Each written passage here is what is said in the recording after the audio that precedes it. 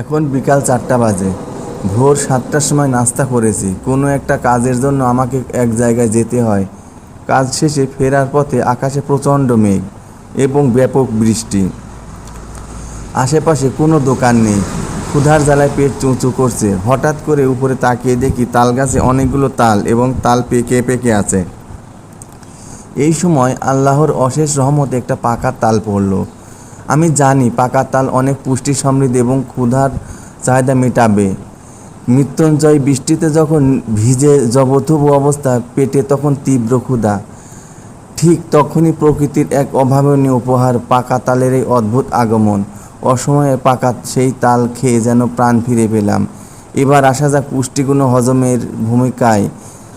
পাকা তালের মধ্যে রয়েছে প্রচুর পরিমাণে ভিটামিন এ, বি এবং সি, যা শরীরের রোগ প্রতিরোধ ক্ষমতা বাড়াতে সাহায্য করে।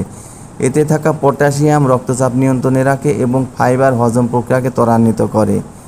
গাছ থেকে পড়ার সাথে সাথে খাওয়া হলে এর সতেজ পুষ্টিগুণ পুরোপুরি পাওয়া যায়। এমন ধরনের আরও ভিডিও পেতে আমার পেজটি ফলো বা চ্যানেলটিকে সাবস্ক্রাইব করুন।